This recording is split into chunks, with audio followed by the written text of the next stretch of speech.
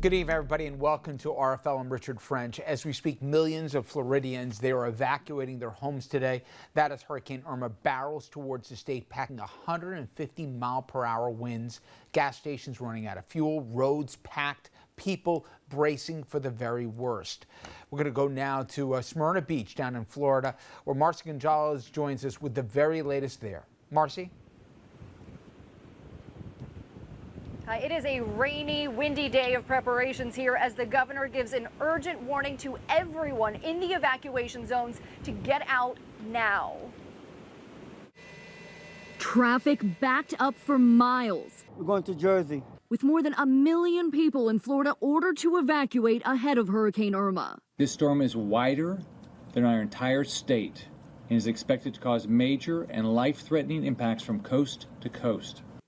In West Miami, lines for gas wrapping around city blocks. Even as far north as Gainesville, Gas Buddy reporting nearly 60% of gas stations are sold out. Florida Highway Patrol is escorting fuel tankers into evacuation zones in a rush to replenish the supply. Most of the gas stations that we've been to all day have no gas. Airports crowded with evacuees rushing to catch the last flights out of South Florida, including tourists forced to leave their beachfront hotels. They're banging like everybody's evacuating, everybody has to go. So at this point, are you planning to ride the storm at the airport? If need be, this is where I'll be. After seeing the devastating impact of Irma in the Caribbean, most recently impacting Cuba, the Bahamas, and the U.S. Virgin Islands, Floridians on both coasts are heeding the warnings to get to safety, lining up outside of shelters. We moved there to get away from Hurricane Harvey, but now we're here and Hurricane Irma's coming. At least 5 of those shelters already at capacity. I don't know where we're gonna go. And many of those evacuees heading up from the Keys, which will start feeling the first effects of Irma tomorrow morning. Live in New Smyrna Beach, Florida, Marcy Gonzalez, ABC News. Now back to you. All right, Marcy, thank you. Let's bring in Fox 1 meteorologist Joe Chaffee. He joins us to look at not just Irma, but also Jose, Katia. And anything else that might be out there. And as you were saying it, you know, when people look at storms and the projections of storms, they can take many different paths and there's many different models. Seemingly, worst case scenarios have played out one after another. No one can catch a break in the last couple weeks. From a meteorological standpoint, that's true. Harvey, when Harvey was setting up atmospherically, I know my colleagues and I, we just sat around and we just kind of said, you know, this is a worst case scenario for them because the steering currents were going to die out and Harvey was just going to sit there for days. And now we have a situation with Irma, and you know, my biggest concern was the fact that it would come in South Florida and then basically go up the spine of the state and take the whole state with hurricane force winds on both sides. We're at a critical point here. On the satellite loop, you can see the eye passed over that little tiny island there. That's called Ragged Island, and the Irma's been picking off these islands one by one along the way. If it doesn't hit the north coast of Cuba and stays over the water, it's going to go into the Florida Straits where water temperatures are at 90. We're going to see this thing go back to a Category 5. It's almost there now at 155 miles an hour. The Hurricane Center just raised it in their advisory they just issued. And I think this could actually get back to where it was at its peak in terms of wind before it goes inland somewhere in southwest Florida. Now here's Jose. Also almost a Category 5. This is the first time in weather recorded history of hurricanes that go back to 1850 that we've had 2 hurricanes with 150-mile-an-hour winds or more at the same time. Hurricane warnings are now up for the northern leewards. They just got buzzsawed by Irma a couple of days ago, and there are people there that don't even know it's coming because they have no communication. And let's give a little bit of context for folks, Joe, in that you have islands that literally 90 to 95% of the structures have been completely obliterated. Forget about even telecommunication services. There is nothing left behind. There's nowhere to hide anymore. And as you said, while the world knows there's another storm coming right behind it, they don't. It's like they're trapped a century ago. It's like 1900, the Galveston hurricane in the early 1900s. 5,000 people were killed. They didn't know it was coming. They had no idea. And that was a Cat 3, Cat 4. You see on the satellite shot how remarkable this is. It's not unusual to have 3 hurricanes on the view at the same time.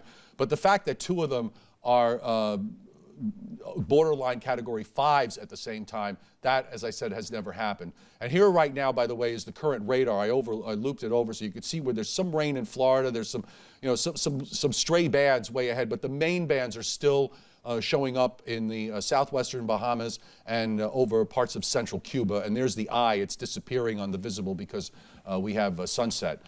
You know, people remember certain hurricanes in Florida, and Andrew obviously left a lot of scars in the state, but it also changed the way that people took hurricane warnings. To that point, a lot of people wrote it out. It was almost a badge of courage. People, they believe, hyped it. And then the devastation came with Andrew. Andrew is an hors d'oeuvre compared to what we're looking at with Irma. Irma, as I understand it, Joe, and you can clarify, it's the size of Texas. It's double the size, let alone maybe even the power that Irma's packing. Right, the area of gales is going to cover the whole state. Just want to mention, by the way, that they extended hurricane warnings northward, so they run from Tampa straight across on the west coast to on the east coast at Melbourne. You got to remember, too, with Hurricane Andrew, there have only been 3 Category 5 hurricanes that hit the United States. Andrew in '92, Camille in '69 in Biloxi, and the Labor Day Key storm back in the mid-1930s. But since Andrew, it's 25 years. It's a whole generation of people that have never really experienced a major hurricane are now experiencing it. And even after all this time, we're still having the same issues with regards to getting people to evacuate coastal areas, getting people to evacuate areas that are prone to storm surge. And there are going to be surges on the southwest coast of Florida up to 20 feet with 9 feet of standing water well inland. And if you go to the Hurricane Center's website, they have a great tool. They have an inundation tool now that's interactive, and you can literally pull up your own street and see how much water you're going to have. But every year that goes by, we're still dealing with the same issues. And just for points of clarification, I think the state agencies and the leadership has done a very good job for the last week here about warning people in no uncertain terms and saying to get out. And more people seem to be heeding the warnings, though not all, as we've seen, compared to prior storms.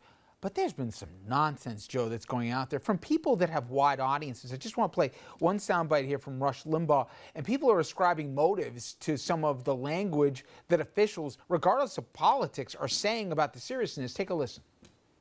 So there is a desire to advance this climate change agenda. And hurricanes are one of the fastest and best ways to do it. You can accomplish a lot just by creating fear and panic. You don't even need the hurricane to hit anywhere. All you need is to create the fear and panic accompanied by talk that climate change is causing hurricanes to become more frequent and bigger and more dangerous, and you create the panic and its mission accomplished, agenda advanced. To me, this is scary because some people listen to this and we're talking about a natural disaster and we're attaching politics to it. Let's be clear. We don't have to, I don't even think, debate anymore about climate change, although seemingly some want to. Warm waters are accelerating problems that we have right now. It's not limited to Florida, and that's part of a problem. Well, just to put it in, oddly enough, we have gone 12 years. 12 years is the longest streak of not getting a Category 3 hurricane hitting the United States.